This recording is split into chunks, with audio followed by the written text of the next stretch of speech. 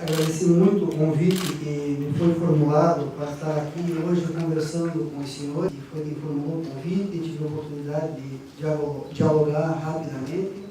Também agradeço as gentis palavras do jornalista Fernando Rodrigues, que me apresentou um perfil do caso e um perfil meu que em alguma medida corresponde com a realidade e em alguma outra medida talvez não corresponda com a realidade. Eu não gosto muito de receber a pecha de que sou um juiz de linha dura, mas eu acho que isso nós poderíamos conversar em outra oportunidade e creio que eu teria capacidade de convencer a grande maioria do auditório que as penas que são fixadas, isso eu digo nos processos, são fixadas em grau inferior ao grau médio. A legislação brasileira oferece a pena mínima e a pena máxima, e em nenhum caso a pena base foi fixada em grau médio. Todas inferior ao termo médio da legislação brasileira. Então eu não posso me conformar muito com essa pecha. É óbvio, e desculpe, eu estou quase fazendo outra apresentação, mas é óbvio que com o volume de processos, o volume de fatos, o volume de crimes imputados a cada pessoa, aquela somatória de penas acaba, muitas vezes, levando a um elevado grau de condenação a penas que somam ou superam 20 ou 30 anos de reclusão. E eu digo isso em todos os processos. Nenhum juiz fica feliz em fixar uma pena nesse patamar. Não me compraz condenar um ser humano, uma pessoa, a uma pena elevada. Agora, o que eu condeno são pessoas por suas condutas e pelos fatos que foram praticados e que restaram comprovados. Fecho parênteses e peço mais uma vez desculpas, porque eu vou falar em português, porque o meu espanhol é para lá de sofrível. Tentarei falar devagar para que todos os senhores me compreendam, apesar do tempo ser, ao meu juízo, razoável para não cansar a plateia e demasiadamente curto para que eu possa explicar tantos fatos e tantas questões que estão relacionadas. Eu trago um poema de uma poetisa lá do meu estado, do estado do Paraná, onde ela fala: foram tombando na lama os frutos deteriorados, o humo prepara em silêncio surpresas felizes, já se anuncia o imperceptível rumor de sementes germinando. Adensa-se em tempo de alerta, converge nos ventos da esperança dos longes desconhecidos. Eu vou contextualizar um pouquinho, porque eu gosto de falar em esperança. Nós estamos vivendo uma grande crise no país. O Brasil passa por uma crise de valores morais, passa por uma crise de confiança, passa por uma crise de identidade. E essa crise faz com que nós estejamos num momento muito delicado, num momento de crença e num momento de desesperança. Por isso eu fiz questão de colocar a nossa Constituição de 1988 para demonstrar que de lá para cá nós evoluímos. As pessoas perderam a noção de que a Constituição de 88 é uma Constituição que trouxe grandes conquistas e o Estado brasileiro, nesses quase 30 anos, ano que vem vamos comemorar 30 anos da Constituição, o Estado brasileiro melhorou. A vida das pessoas melhorou. Nós tivemos muitas conquistas a despeito desse momento de crise e de tantas outras crises que nós tivemos nesses 30 anos no Brasil. Posso fazer referência para dizer, com toda certeza, que a saúde pública melhorou. Eu faria outra palestra para explicar-nos sobre isso. A renda média, o salário mínimo do brasileiro melhorou. A educação, por mais que alguns românticos não acreditem, a educação da população melhorou. O índice de vida, ou a expectativa de vida do brasileiro também melhorou. Ou seja, e nós temos uma grande tragédia que não melhorou. É a epidemia de homicídios. O Brasil mata-se por ano, homicídio doloso, mais de 61 mil pessoas. Esse número é escandaloso. Eu vinha conversando, mata-se no Brasil mais do que a maioria das guerras civis mundiais por ano. Nós matamos nos últimos 6 anos quase a mesma coisa que a Síria matou. Isso é indecente. Isso é uma falta de condição de vida, uma falência daquilo que é mais comezinho em qualquer Constituição, que é o princípio da dignidade da pessoa humana.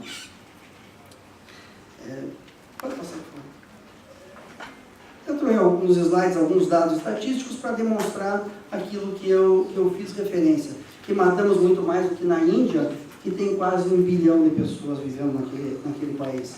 Próximo slide, por favor. A nossa crise, como eu comecei fazendo referência, é uma crise de valores éticos na sociedade, uma falência moral do Estado, e a impunidade e a corrupção estão presentes e compõem esse quadro. No que diz respeito à crise ética de valores, tem um episódio que para mim é muito significativo.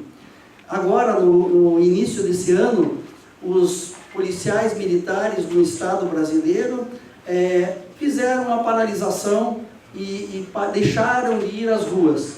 Pois bem, nesses dias, foram cerca de 15 dias, salvo engano, que os policiais militares não foram às ruas, a população foi saquear lojas.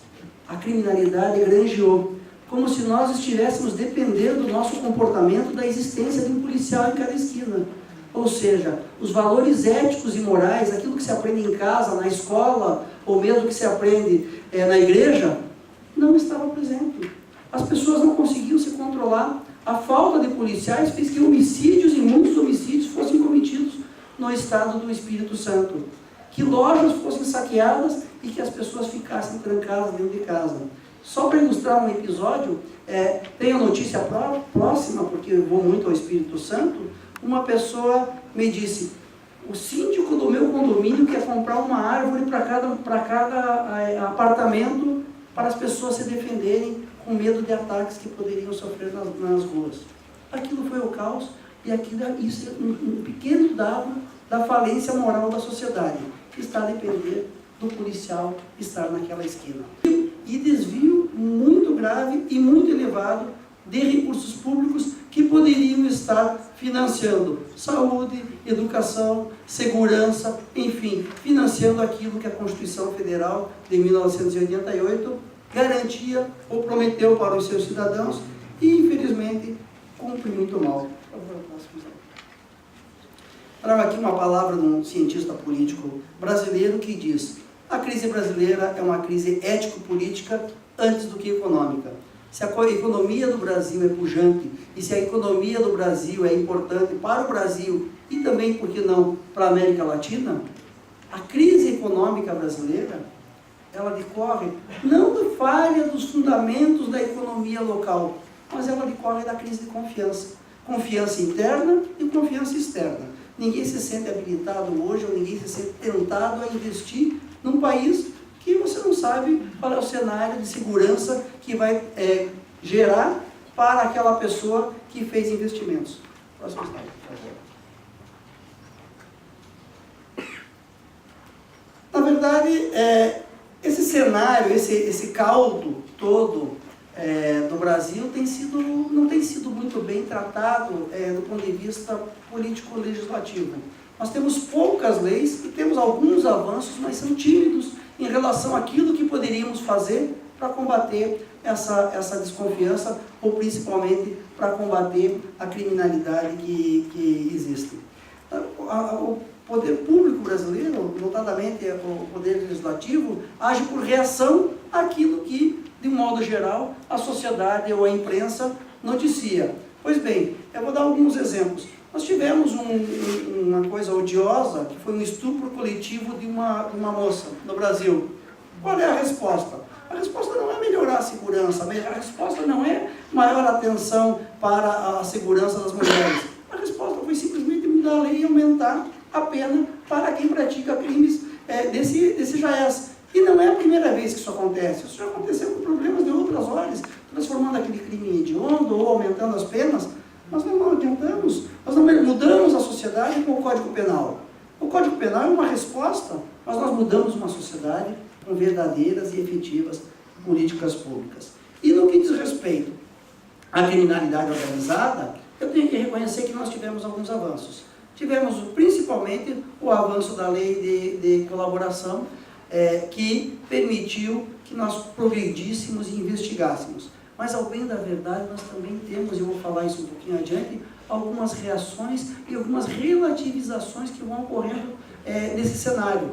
De tal sorte que não é possível a ninguém dizer que tudo isso que está sendo feito ao longo desses quase 4 anos vai chegar com segurança ao resultado que a grande maioria da sociedade espera, que é a condenação daquelas pessoas que cumprimentam a pena, daquelas pessoas que efetivamente tenham sido processadas e o Poder Judiciário tenha chegado à conclusão que aquele fato ocorreu e aquela pessoa é culpada. Próximo fato. Ou seja, muitas leis, poucas políticas concretas. Próximo slide, por favor. Ao longo desse cenário todo surgiu a Operação Lava Jato. Copiando o que diz a Copoema, nós temos surpresas felizes. Qual é a surpresa feliz? A surpresa feliz é que nós descobrimos algo que estava encoberto. Nós conseguimos ver aquilo que acontecia e que as pessoas suspeitavam que acontecia no país, mas nós não tínhamos prova. Isso não era revelado. E para além de ser revelado, para além de ser desvelado, a população foi às ruas porque a população conseguiu tomar consciência de que a sua participação era essencial para que as coisas pudessem ser descobertas. E aqui fica, talvez, a primeira questão que eu gostaria de falar para os senhores jornalistas. O papel da imprensa é fundamental. O papel dos senhores na investigação e o papel dos senhores na mobilização das pessoas, não mobilização para um objetivo político ou ideológico, o papel das pessoas para a sua consciência de cidadania e para a sua consciência política é fundamental. Se isso não continuar mobilizado, nós teremos seríssimos riscos de uma frustração, não só da Operação Lava Jato, mas de todos os outros fatos que são objeto de investigação por parte da imprensa, por parte desse jornalismo sério e independente. E que a Operação Lava Jato conseguiu progredir.